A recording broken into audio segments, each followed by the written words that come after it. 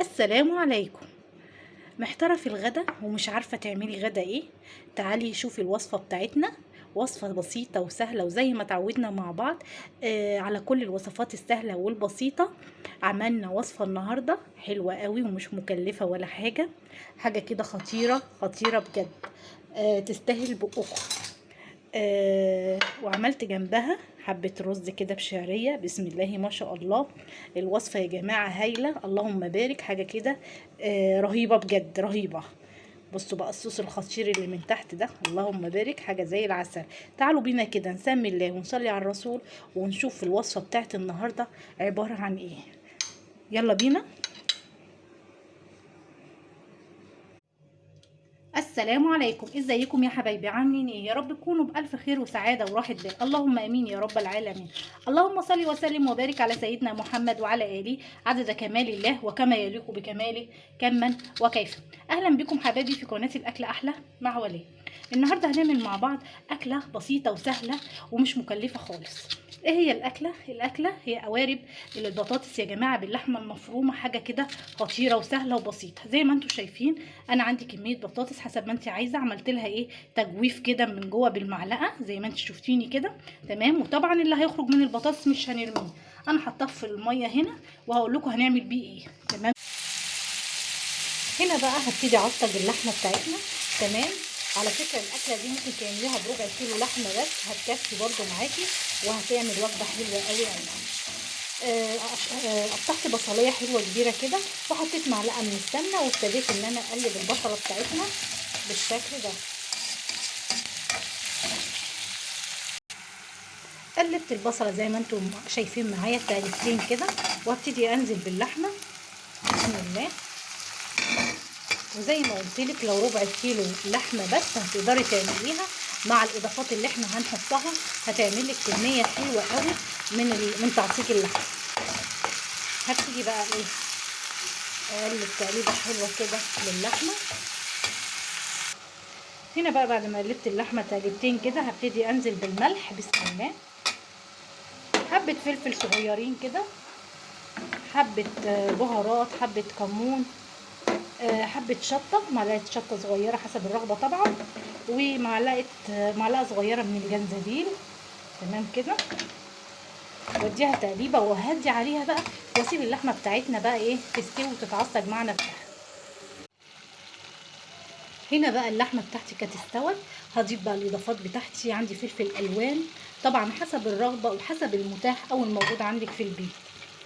هنزل بيهم، ولو حابه كمان تبشري جزره حلوه كبيره وتحطيها برضو جميل جدا، وبتدي طعم عصاج اللحمه رهيب بصراحه. كده قلبت التقليبه حلوه خلاص. طبعا انت بتضيفي الفلفل دوت قبل ما بتطفي بدقيقه او دقيقتين بس، مش اكتر، عشان انا عايزه اللون زي ما انتم شايفين كده، لون الفلفل يبقى ان هو زاهي معايا كده. كده خلاص انا هطفي بقى على اللحم.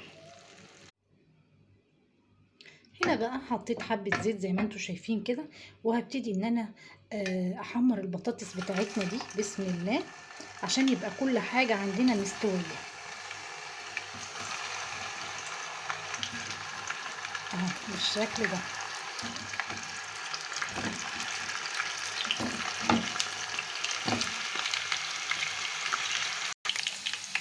هنبتدي بقى نقلب البطاطس على الناحيه التانيه بالشكل ده اهو. تمام.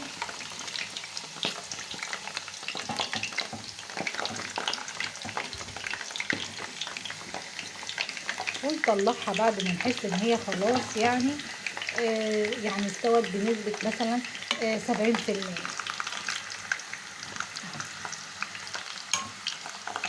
وخلص بقيت كمية البطاطس بالشكل ده. هنا بقى في نفس الطاسة اللي قلينا فيها البطاطس هنزل بايه بمعلقة كده من الثوم. تمام. هديها تشويحة حلوة كده بالشكل ده. خلاص كده بعد ما التومه بتاعتنا اصفرت هبتدي انزل بقى بمعلقتين 3 كده من الصلصه اهو. وطبعا هزودها كوبايه ميه. هنزل بقى بحبة كده من الملح، رشة من الملح، رشة من الفلفل الأسمر، وطبعا حبة شطة صغيرين حسب الرغبة. وكده تبقى التشريبة بتاعتنا اللي هنسقي بيها الصينية جاهزة. هسيبها تغلي واطفي عليها. جبت بقى البايركس بتاعي، حطيت فيه مكان البطاطس اللي طلعت من تجويف البطاطس اهي.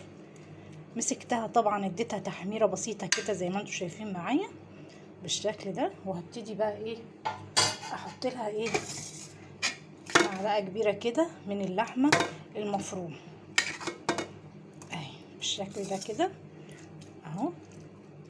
وهجيب البطاطس اللي قلناها مع بعض وابتدي ايه ارصها تمام كده زي الفل اهو. نبتدي بقى نرص البطاطس واحدة جنب واحدة كده بسم الله.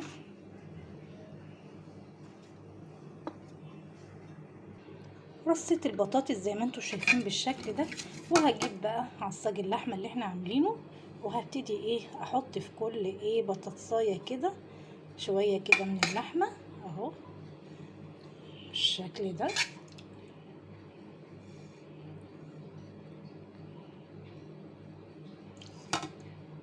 أكلة سهلة وسريعة وبسيطة، ويا جماعة مش مكلفة ولا حاجة يعني اهو.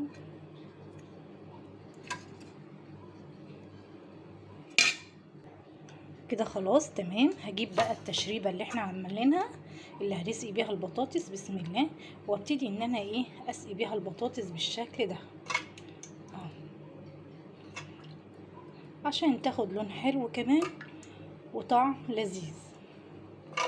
وطبعا هدخلها الفرن على درجة حرارة 200 يا دوب ان هي تاخد ايه وش بس يا جماعة كده. هي طبعا كلها ايه مستوية وجاهزة خالص، يا دوب انها تاخد وش بس. كده خلاص الصينية بتاعتنا جاهزة. هندخلها بقى الفرن زي ما قلنا على درجة حرارة 200.